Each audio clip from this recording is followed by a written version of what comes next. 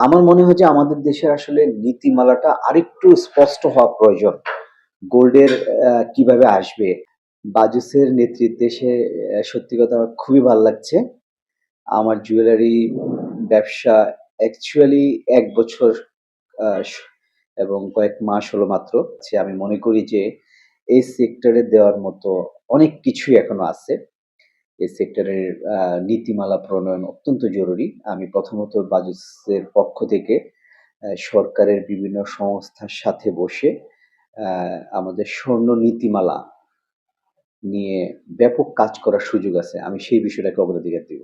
পূর্ববর্তী যে কমিটি ছিলেন আসলে আমাদের স্বনামধন্য ব্যবসায়ী সায়েম সুবহান আনবির ভাইয়া উনি প্রেসিডেন্ট ছিলেন। উনার নেতৃত্বে গত ২ টা টার্ম খুব ভালোভাবে এই জুয়েলারি সেক্টরটা মানি আ বাজুসটা বিশেষ করে অনেক দূর এগিয়েছে। বাজুসটা এর আগে আসলে এতটা ব্যাপক ব্যাপ্তি ছিল না। উনি এসে উনার নেতৃত্বে উনার সাথে যারা ছিলেন তারা সকলের সংশ্লিষ্টতায় এই বাজুসটা আসলে একটা বড় সংগঠন হিসাবে সংগঠিত হতে পেরেছে এবং সবার মনে একটা আস্থা নিয়ে এসছে। তো তাদের সাথেই সেই কমিটির অনেকেই আমাদের সাথে যোগাযোগে আছেন এবং তাদের আ দোয়া, তাদের সহযোগিতা সবসময় আমাদের লাগবে। কারণ তারা যে কাজগুলো করে এসছেন তারই ধারাবাহিকতাকে আমরা এগিয়ে নিয়ে যাবো এবং বাজুসটাকে সমৃদ্ধ একটা সংগঠন হিসেবে আমরা বাংলাদেশে ইনশাআল্লাহ প্রতিষ্ঠা করব। আসলে স্বর্ণ হচ্ছে যে বিকল্প কারেন্সি, অল্টারনেটিভ কারেন্সি। এটার বাজার আসলে কোনোভাবেই স্থানীয়ভাবে কোনো এক দেশ নিয়ন্ত্রণ করতে পারে না। এটা অ্যাকচুয়ালি ওয়ার্লড ওয়াইড একটা প্রোডাক্ট। এটা পৃথিবীর সর্বত্রই চলে। সব জায়গায় এটার ভারসাম্য একই থাকতে হয়। আমি উদাহরণ হিসেবে বলি যদি আমাদের দেশে গোল্ডের বাজার ইন্ডিয়া থেকে অনেক বেশি হয় তাহলে ইন্ডিয়া থেকে বৈধ অবৈধ পথে আমাদের দেশে চলে আসবে। আমাদের দেশে যদি আবার অনেক কম হয় তাহলে আবার আমাদের দেশ থেকে ইন্ডিয়াতে চলে যাবে পাচার হয়ে বা ইয়েতে। তো আসলে এটা ইন্টারন্যাশনালি প্রাইসটা সিলেক্ট হয়। এটা ডিপেন্ড করে আসলে রিজার্ভের উপরে কোন দেশ কতটুকু গোল্ড রিজার্ভ করছে। এটা ডিপেন্ড করে যে ডলারের প্রাইসটা কি। আন্তর্জাতিকভাবে এটার মার্কেটটা যখন ফ্লাকচুয়েট করে আমাদের দেশেও রেট উঠানামা করে। এটার সাথে আসলে লোকালি বা বাজেটের কোনো নির্দিষ্ট নাই নিয়ম। আসলে কোনো জিনিস যদি সহজলভ্যভাবে পাওয়া যায় সেটা আসলে তখন চোরাচালান কিংবা অবৈধ পথে আসাটা অনেকটা বন্ধ হয়ে যায়। তো আমার মনে হয় যে আমাদের দেশের আসলে নীতিমালাটা আরেকটু স্পষ্ট হওয়া প্রয়োজন।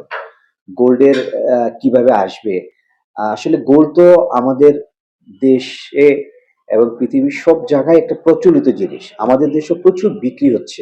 কিন্তু এর কোত্থেকে আসছে? কিভাবে ব্যবহার হচ্ছে? এর উৎসটা আসলে সঠিকভাবে সবার জানা নাই। তো এই জন্য আসলে সঠিক নীতিমালা প্রয়োজন। গোল্ডটা যেন স্মাগলিং ওয়েতে না আসে, প্যাকেজ রুলসটা যদি আরো আরো আ আ সুষ্ঠুভাবে পরিকল্পিত থাকে এবং যদি আমাদের আমদানি নির্ভর আ যেভাবে আমদানি করার দরকার, গোল্ডে অনেকে আমদানি করতে নিরুৎসাহিত হয়। কারণ একটা গোল্ডের প্রাইস ১, ২ দিন, ৩ দিন পর্যন্ত একটা সামঞ্জস্য থাকে। যখন আমরা আমদানি করতে যাই বাই এলসি, গোল্ডটা আসে আমাদের হাতে পৌঁছাতে ১৫-২০ দিন সময় লাগে ল্যাব টেস্ট সহ।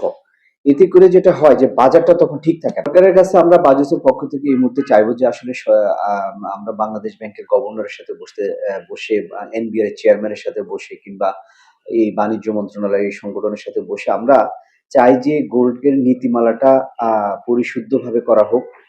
ভোক্তারা যেন আরেকটু কম দামে পায় সেজন্য এটার উপরে যে ভ্যাট আছে, ভ্যাটটাকে কমিয়ে আনা হোক। এখন 5% শুল্ক অনেকেই দিতে চান না। এমনিতে দাম অনেক বেশি। সেই বিষয়ে যদি ভ্যাটের পরিমাণটা একটু কমানো হয় তাহলে গোল্ডের বাজারটা আরো সম্প্রসারিত হবে। বাংলাদেশের কারিগর যারা তারা ওয়ার্ল্ড ফেমাস। তাদের হাত চিকন হওয়ার কারণে স্বর্ণের যেভাবে হাতে বানানো কারিগর কিন্তু ওয়ার্ল্ডে খুব কম। তো বাংলাদেশী স্বর্ণকার যারা হাতে বানান তাদের এটার কিন্তু চাহিদা ব্যাপক।